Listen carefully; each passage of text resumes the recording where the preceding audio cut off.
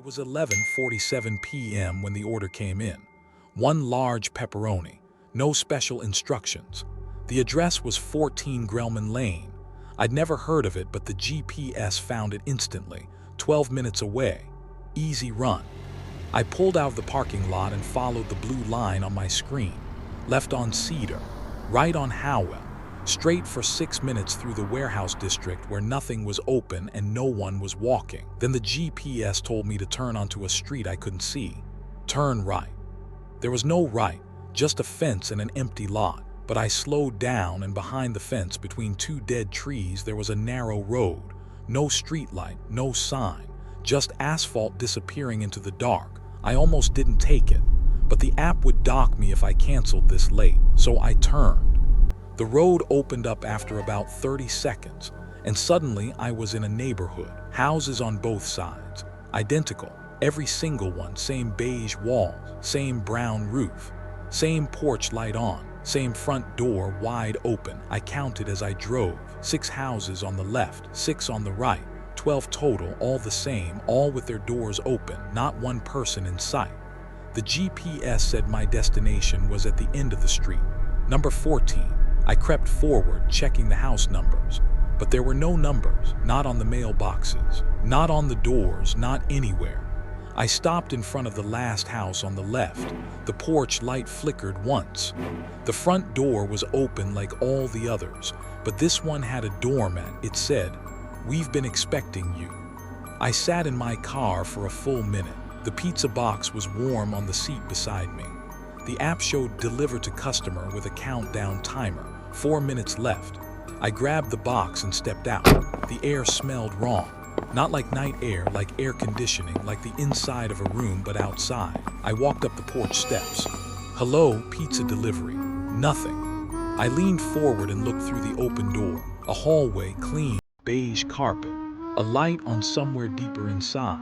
And on the hallway floor, right in the middle, was a plate. A clean white plate, knife and fork on either side. A napkin folded into a triangle set for one. I put the pizza box down next to the plate and stepped back. That was enough. Delivery done. I turned around and every door on the street had closed. Every single one, all 12 houses, doors shut, porch lights off except the one behind me. I walked fast to my car, got in, turned the key. The GPS had changed. It no longer showed Grellman Lane. It showed my name, my full name, and below it a new delivery order.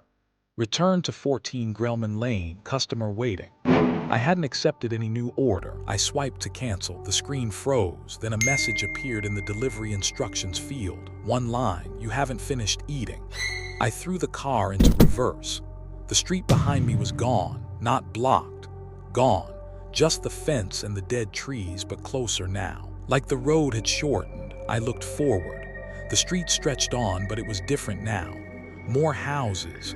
Same beige walls, same brown roofs, but now there were 20, 30. They multiplied the longer I looked, and in every window I could see the same thing. A plate, a clean white plate on a table, set for one in every house, waiting. I drove forward because there was nowhere else to go. The GPS counted down, but not distance. It counted plates. 11 remaining, 10 remaining. I passed a window where a figure sat at the table, still. Hands flat on either side of the plate. I couldn't see the face. The head was tilted down. In the next house, the same figure, same position, same plate, same tilt. Every house. The same person, sitting, waiting, head down. I reached the end of the street, a cul-de-sac, one final house larger than the others. The front door was open. The porch light was steady, and on the doorstep was my pizza bag, the one I use for work.